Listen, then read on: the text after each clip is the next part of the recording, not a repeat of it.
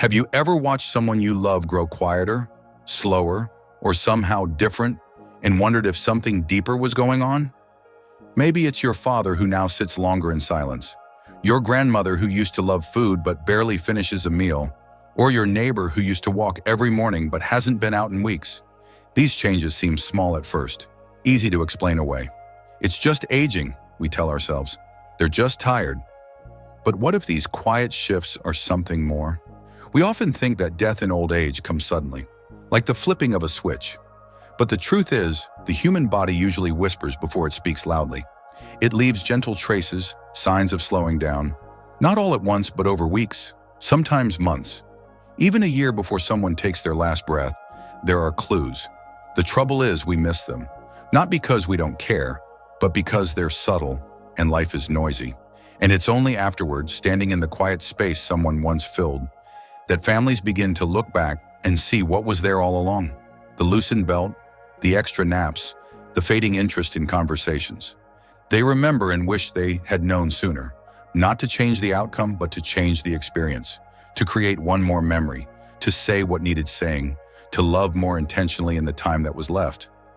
That's why this video matters. Not because we can stop time, but because we can pay attention to it. If you're here, you probably carry that same quiet question in your heart. Is something changing in someone I love? And if that's true, I want to walk with you gently through 5 signs that may seem like nothing, but often mean everything. 5 patterns that doctors, caregivers, and families alike have seen appear again and again in the final year of life. This isn't about being afraid, it's about being aware, so we can make choices from love, not from panic. So we can shift our role from fixer to presence, from trying to push back time to simply being present in the moments that matter most. Because when we notice the signs, we can hold someone's hand not in fear, but in peace. Let's talk about what those signs are. Signs 1. Noticeable weight loss. It often starts with something so small, it's almost invisible. A belt that doesn't fit like it used to. A plate of food left unfinished. A once hearty appetite replaced by a polite nibble and a quiet, "I'm not that hungry today."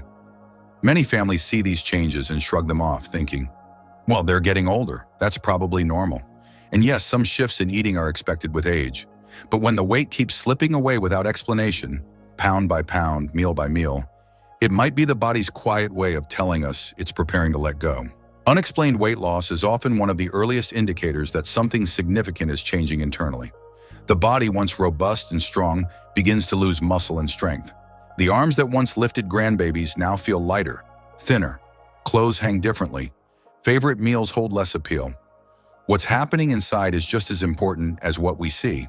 Digestion may slow, nutrients may not be absorbed properly, and the metabolism, the engine that once powered activity, may begin to sputter. It's not always due to a specific illness. Sometimes it's the body itself quietly downshifting, easing out of effort and into rest. Many loved ones try to fix this, and understandably so. They offer favorite dishes, add high-calorie drinks, encourage more frequent meals. And when none of it seems to work, frustration can set in. But here's something essential to understand. It's not just about food, it's about biology. In the final year of life, the body may no longer ask for nourishment in the same way because it no longer needs it in the same way. Forcing large meals or pushing for full plates can cause more discomfort than comfort. At this stage, the goal gently shifts from fueling to easing, from building strength to preserving dignity. What matters most becomes finding soft, comforting foods that are easy to enjoy and staying gently hydrated. It's a different kind of care, one that prioritizes quality over quantity, presence over pushing. Sign 2, extreme fatigue and weakness. One of the most heartbreaking transitions families notice is the overwhelming fatigue that seems to settle deep in the bones. This isn't the kind of tiredness that a nap can cure. It's a full-body exhaustion that lingers, no matter how much someone rests. Getting out of bed feels like climbing a mountain. Walking across the room becomes a mission. The simplest tasks, bathing, dressing, speaking, begin to require effort that once felt effortless. This change can feel sudden, but it's often been building for some time. The body, in its wisdom, begins to conserve energy. It knows what it needs to keep going and slowly pulls back from everything else. Organs start to slow. The heart may not pump quite as strongly. Blood circulates more sluggishly. Muscles don't receive the same oxygen they used to. And so the body adapts by doing less. It sleeps more, moves less, speaks more quietly or not at all. This is not laziness. It's not giving up. It's nature taking the reins.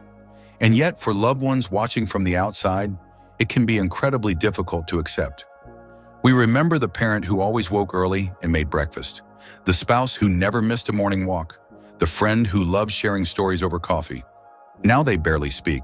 They rest more than they're awake. It's tempting to encourage them. Just a short walk. Let's sit up for a bit. Come outside with me.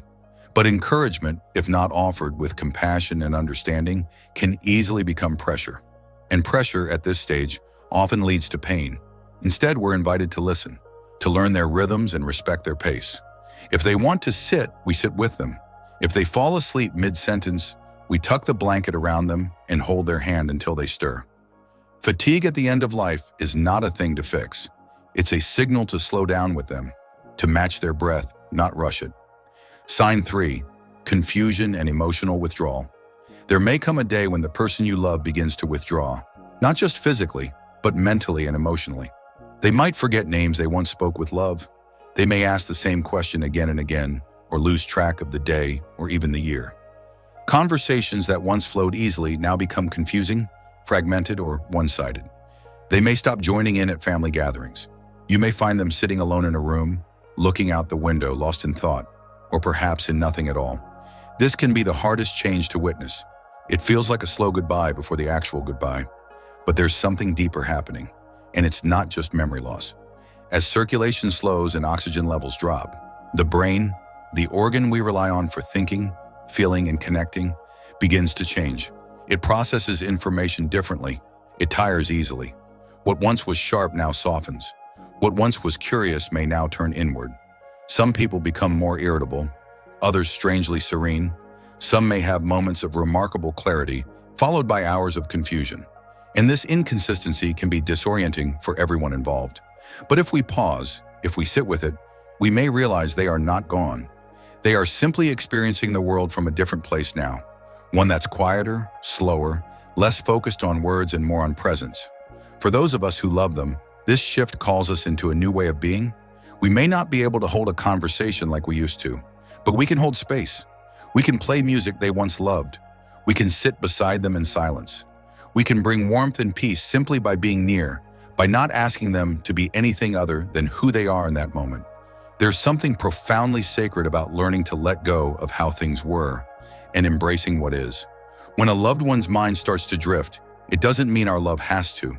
If anything, it means our love becomes even more essential, anchoring them with familiarity, soothing them with tone and touch, reminding them, even without words, that they are still seen, still cherished, still deeply known. So if you've noticed these 3 first signs, subtle, quiet, but unmistakable, know this. You are not imagining things. The body speaks in gentle ways. It doesn't always cry out. Sometimes it whispers. And when we listen, truly listen, we have the opportunity to walk beside someone we love, not ahead of them, not behind them, but right beside them, every step of the way. Let's keep walking this path together with gentleness and awareness, because there are still more signs to recognize, more ways the body asks us to slow down and pay attention. If you're still watching this video and finding these insights valuable, please comment number 2 below to let me know you're here. If you haven't subscribed yet, I recommend you subscribe and turn on the bell so you don't miss any videos. Now let's move forward. Sign 4, frequent infections and slow wound healing. Sometimes the signs come not through what we see, but through what lingers. A cough that won't go away, a small scratch that refuses to heal, another round of antibiotics, another quiet visit to the clinic. At first it seems manageable. After all, getting older means getting sick a little more often, right? But slowly patterns begin to form, patterns that whisper the body's deeper struggle. When the immune system starts to weaken in a significant way, illnesses that were once minor begin to take center stage. A simple cold lasts for weeks.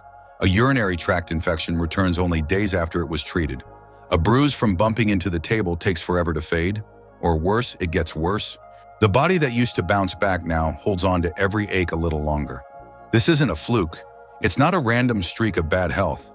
It's the immune system beginning to slow, like a once loyal guard that's grown tired and can no longer fight as fiercely. In the final year of life, this decline in immunity is often one of the most visible physical changes. You may notice that the person you love is almost always battling something, and when you take them to the doctor, it feels like you've been there just last week. Chest infections, skin sores, gum infections. Each treated, but none truly resolved. The treatments don't work as well anymore. Medications take longer to show results. Sometimes they don't work at all. And the emotional toll of this can be heavy, not just for the person going through it, but for those who love and care for them. We want them to get better. We want one more round of pills to fix it. We hope another visit, another test, another hospital stay might restore some part of what they used to be. But with each illness that returns, it becomes clear. The body isn't trying to bounce back. It's trying to rest. It's slowing for a reason. For many, this realization comes in the quiet moments, sitting beside a hospital bed, watching a loved one sleep through another day of antibiotics, or simply noticing that no matter how much you try to help, the spark they once had isn't coming back. And it's not because you haven't done enough. It's because their body has done everything it could, and now it's choosing ease over effort. What's often missed in these moments is the shift in care that needs to happen. We go from treating to tending, from fixing to softening. Instead of rushing to cure, we learn to soothe. Clean sheets, moisturized skin, sips of water, gentle sponging, fresh air, a hand to hold. These things begin to matter more than prescriptions, more than charts or blood work. This is where healing lives now, not in recovery, but in relief, in stillness, in love. Sign 5. Changes in breathing and circulation. Breathing is something most of us don't think about until it changes. When you've known someone for decades, you know the rhythm of their breath, the way they sigh when they're tired, the way they chuckle, speak, or hum to themselves. So when that rhythm begins to shift, you feel it, even before you consciously notice it. It might start subtly. They breathe a little more slowly, they pause between words, they lie in bed a little longer before sitting up, like their lungs are still catching up. Over time, these pauses grow longer, the breaths more shallow. Sometimes there's a pattern, fast breaths followed by long silences. Other times it's a quiet wheeze, a low gurgling, or the faint sound of fluid settling deep in the lungs. You lean in closer, and their chest rises in uneven intervals. This change in breathing is often the body's clearest message that it is entering its final chapter. The heart may be struggling to circulate blood. The lungs may no longer be able to clear fluids as they once did. The muscles that support breathing, the diaphragm, the ribs, are tired. The act of breathing, once automatic and effortless, now requires attention and intention. And that shift, while frightening, is not a failure. It's not a crisis. It's the body letting go of effort. Circulation follows the same path. You might notice that hands and feet feel cool to the touch, even in a warm room. Fingertips or toes may look slightly bluish or pale. The skin may take on a mottled, marble-like pattern, especially near the end. These changes are not random. They're signs that the body is pulling its energy inward, preserving blood flow for the brain, the lungs, the heart. The outer limbs become less important as the core prepares to rest. For families, witnessing these changes can be deeply emotional. The instinct is to act, to warm the hands, raise the bed, call for help. And yes, there are things we can do to ease the moment. Raising the head with pillows, using a humidifier, offering small sips of water, gentle repositioning, sometimes even just opening a window for fresh air can bring peace. But more often than not, the greatest comfort comes from being present, from letting go of the need to do and choosing instead simply to be. It can be a deeply spiritual experience to sit with someone as they breathe through their final days, to listen to the sound of their breath, even if it's labored, to hold their hand without asking for anything, to speak softly, even if they cannot answer. Because at this stage, words are less important than presence. Comfort is less about solving and more about surrounding, with care, with calm, with the quiet promise that they are not alone. What may look like fear on the outside is often simply a body returning to rest, a slowing heart, a lung that no longer fights. And when we recognize this not as a failure, but as a natural completion, we gain something extraordinary, peace. We begin to understand that this is not something to fix. It's something to witness, to honor. We stop asking, how can I make this better? and start asking, how can I make this easier? That single question changes everything. And so, if you've noticed that someone you love is struggling with recurring infections, or if their breathing has changed in rhythm or sound, if their hands feel colder than they used to, or their skin looks different, don't panic, don't rush. Just pay attention. These are the signs that the body is speaking in its final language, and your role as someone who loves them is not to interrupt, but to accompany, to walk beside, to bring softness to hard moments, to offer warmth when the world feels cool, to understand, as best you can, that this slowness, this stillness, this deep breath in and out is the body's way of preparing to say goodbye. Let's carry that truth with tenderness, not terror.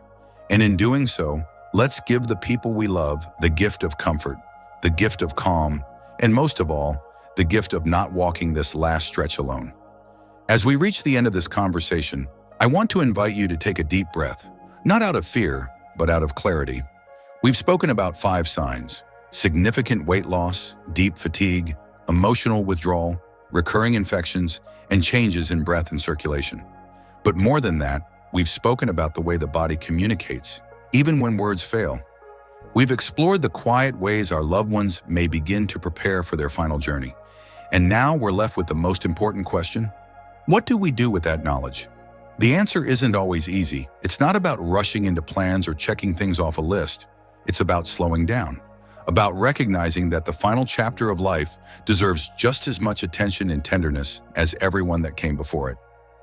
Because this chapter, though it may be quiet, is filled with meaning. When we begin to see these signs not as warnings to panic over, but as invitations to love more intentionally, something shifts. We stop focusing on what's slipping away and start focusing on what's still here. A moment, a gaze, a breath, a story, a memory, a hand to hold. That is where life still lives, even in the shadow of goodbye. It's natural to want to resist the end, to offer more food, to encourage more activity, to ask one more question, hoping for the spark of the person we remember.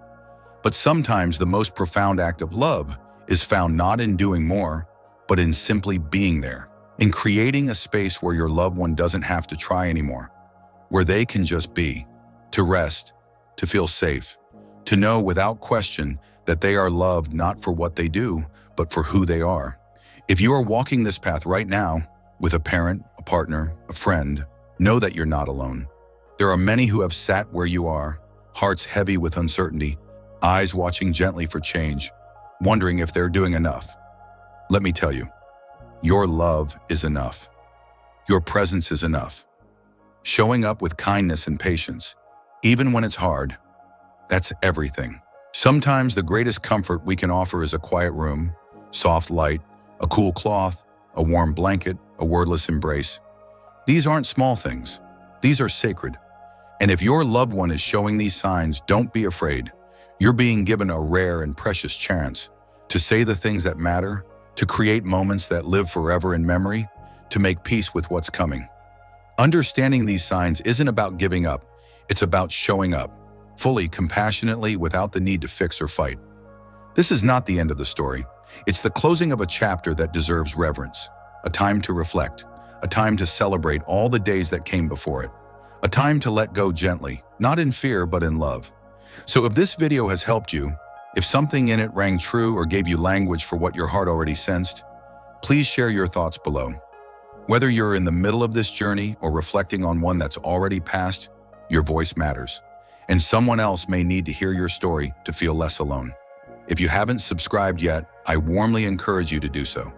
We create videos just like this, videos that speak to the heart, that offer guidance through the most human experiences, that remind us all of the beauty and the dignity that still exist, even in life's most tender moments.